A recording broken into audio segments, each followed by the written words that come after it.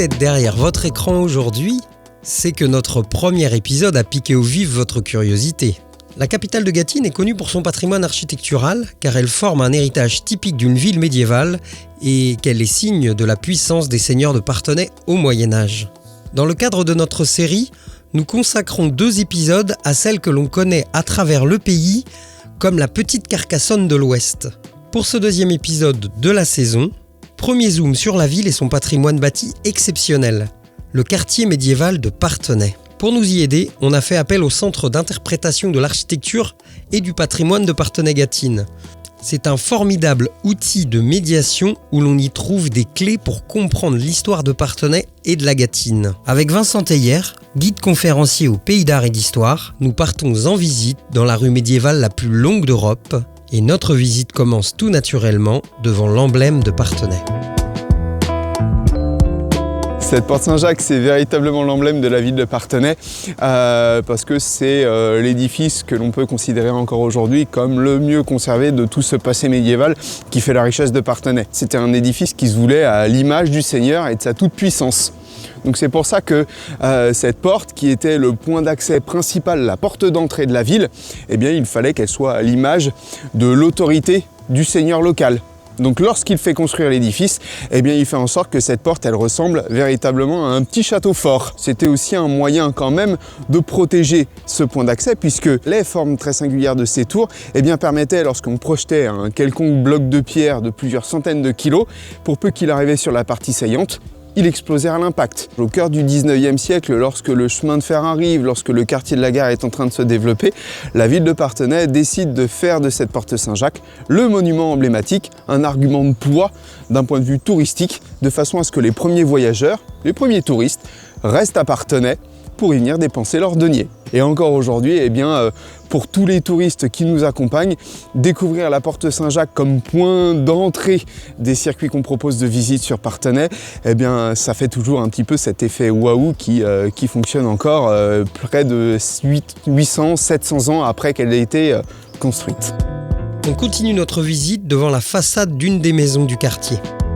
Alors c'est vrai que le quartier Saint-Jacques, c'est l'écrin médiéval dans toute sa splendeur. Cette rue de la Vaux-Saint-Jacques, c'est magnifique, c'est 334 mètres de long depuis la porte Saint-Jacques jusqu'à la place du Vauvert et ça reste encore aujourd'hui la plus longue rue médiévale d'Europe. Il fallait s'imaginer une rue qui était d'une part très bruyante puisque très commerçante, très prospère, très dynamique, avec sans cesse dans chaque maison des échoppes, des boutiques, des tavernes. On y retrouvait quand même essentiellement des artisans drapiers, principalement des tisserands, et quelques familles de teinturiers. On est sur une rue qui est très sale puisqu'il y a énormément de passages de bétail, puisque la ville de Parthenay dès le Moyen-Âge est un lieu de marché. N'oublions pas que c'était également au Moyen-Âge un lieu de vie où, lorsque les activités avaient fini, c'était un lieu où tout le quartier, au printemps, à l'été, pouvait se retrouver pour festoyer, pour communier ensemble au sein d'un même quartier. Complément d'information architecturale de rigueur devant une autre maison.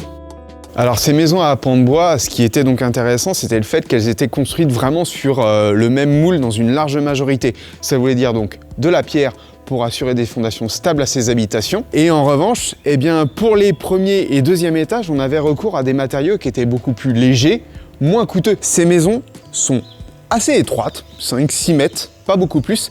En revanche, le fait qu'il y ait ce métier à tisser qui était installé en rez-de-chaussée de l'habitation tout au fond de la pièce, eh bien nécessitait d'avoir des maisons qui soient très très profondes, donc parfois 20 mètres de long. On se rend compte qu'on arrive à des habitations qui encore aujourd'hui font entre 250 et 300 mètres carrés, ce qui reste quand même des volumes assez considérables. Un dernier point enfin, ces façades qui sont assez atypiques là encore pour des habitations plus contemporaines, puisqu'on voit des profils qu'on pourrait dire en encorbellement. Ça veut dire quoi? Tout simplement que l'étage supérieur est en avancée par rapport à celui qui est en dessous. Pourquoi? 2 raisons très simples. D'une part, les tisserands avaient besoin de vendre, donc c'était un moyen d'aménager un petit préau de façon à ce que la marchandise au rez-de-chaussée ne puisse pas être mouillée en cas d'averse, en cas de pluie. Et la deuxième raison, taxe d'habitation, façon de parler. Mais plus votre maison était grande, large, profonde, plus on payait de taxes à Messire-le-Baron. Donc c'était un moyen d'agrandir l'espace de vie, sans pour autant avoir à payer trop d'impôts. En continuant notre balade, on aperçoit quelques marches dans une rue perpendiculaire. En haut, un jardin surplombe la rue de la Vaux-Saint-Jacques. On se trouve dans le jardin Férolles, jardin d'inspiration médiévale. Et ces jardins-là avaient la particularité de respecter des règles qui avaient été fixées au 9e siècle par l'empereur Charlemagne. À ce que chaque jardin ait 4 espaces constitutifs qu'on retrouve au jardin Férolles. Le premier, c'est le verger. Le second, où on se trouve, c'est ce qu'on appelle le jardin des simples, où on retrouve principalement des herbes officinales, médicinales, aromatiques. On retrouve ensuite le 3e espace qui est un pré fleuri, donc il fallait des espaces de flânerie, de méditation, de promenade. Et puis le dernier espace, le plus bas, reste le potager, où on y retrouve tout simplement toutes les plantes vivrières que tout un chacun pouvait consommer dans sa vie quotidienne pour se nourrir. Direction maintenant les vestiges d'une puissance seigneurale incontestable à l'époque, les vestiges de l'ancien château. Avant de parler de celui-ci, Vincent nous précise quelques faits d'histoire. Le premier château qui a été construit sur site, c'était un château en bois. Le premier château des barons de Parthenay, il est en bois. Celui dans lequel on est, eh bien, c'est le fruit des négociations du seigneur local avec les rois d'Angleterre qui ont payé pour s'assurer de la loyauté du baron envers la couronne d'Angleterre. Donc lorsque le seigneur reçoit des sommes considérable, eh bien, il se décide à reconstruire les fortifications et en premier lieu son château. Il jette son dévolu ici même, là où on se trouve. On est à la pointe d'un éperon rocheux, on est dans le méandre du Thouet, donc un site très très favorable pour assurer à peu de frais, à peu de coûts, la défense du lieu, de la forteresse. Ce château aujourd'hui, il a forcément perdu de sa superbe. Il ne reste pour ainsi dire que la tour de la Poudrière qui est derrière moi et puis ensuite la bastille de Richemont. Le château à la fin du Moyen-Âge, il est abandonné. Il va être rétrocédé aux habitants qui vont venir se servir allègrement en pierre de taille pour reconstruire leur propre maison, d'autres bâtiments qu'on croise ça et là dans tout le quartier médiéval de Parthenay. Pourquoi la tour de la Poudrière qui est juste derrière moi, elle reste quasiment intacte? Eh bien tout simplement parce qu'on lui a trouvé un usage a posteriori, on l'a utilisé comme lieu d'entreposage, de stockage pour la poudre à canon. Et maintenant, direction les ruines du château.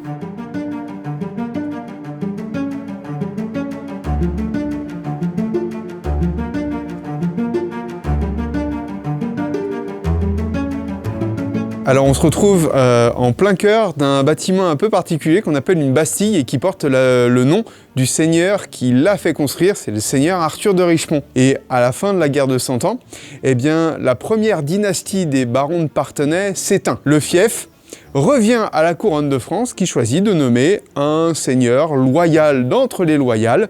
Et ce seigneur, c'est donc Arthur de Richemont, qui est un personnage très très connu, un proche du roi de France, et qui arrive ici et qui reçoit donc la baronnie en récompense de sa loyauté. Il va chercher à renforcer, à mieux protéger sa forteresse dans laquelle il s'installe. Donc il va ériger un grand bâtiment, comme celui-ci, un mini-château dans le château. Il fait recreuser les fossés pour mieux séparer le château du quartier de la Citadelle, et il fait doubler les remparts entre le bâtiment où l'on est et la tour de la Poudrière, donc tout ce que l'on appelle désormais le front sud. Il fait construire cet édifice, ces nouveaux ouvrages, qu'il fait équiper également d'une nouvelle arme, le canon. On voit ces nouvelles ouvertures un peu particulières qui auraient pratiquement le profil d'un point d'exclamation.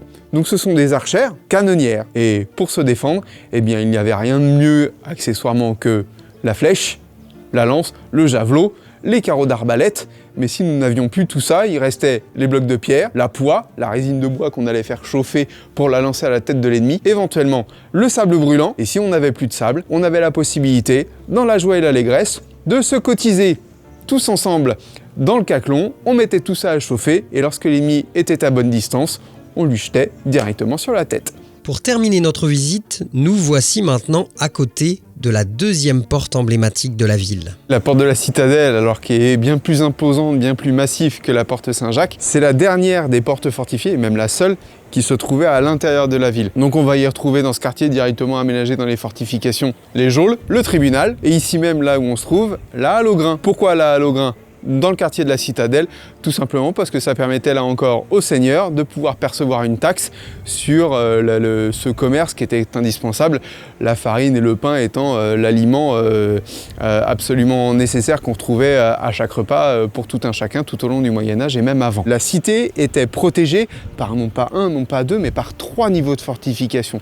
L'enceinte urbaine qui protégeait toute la ville, le quartier de la Citadelle, et enfin le niveau de fortification le plus resserré étant le château. Donc ça veut dire qu'en cumulé, si on mettait bout à bout tous ces niveaux de fortification, on obtenait un niveau de quasiment 3 km de rempart en cumulé avec plus d'une trentaine de tours de défense. C'est vraiment très singulier, très atypique. On a très peu de cas à travers l'Europe où on voit au prorata autant de fortifications pour des villes aussi ramassées que l'était Parthenay au Moyen-Âge. Ça y est, la visite touche à sa fin. Si d'aventure l'envie vous prenait de pousser sur l'histoire de Parthenay, notez que le Pays d'Art et d'Histoire organise tout au long de l'année des visites guidées proposées par des guides conférenciers agréés. Elles peuvent être sensorielles, au flambeau ou thématiques. Pour continuer avec Parthenay, rendez-vous l'année prochaine pour un épisode spécial sur les patrimoines moins visibles, moins connus. Avant ça, on se retrouve bientôt pour un 3e numéro consacré au tourisme vert. En s'appuyant sur les compétences du syndicat mixte de la Vallée du Thouet et ses partenaires, on vous montrera un échantillon d'activités nature à faire sur le Thouet.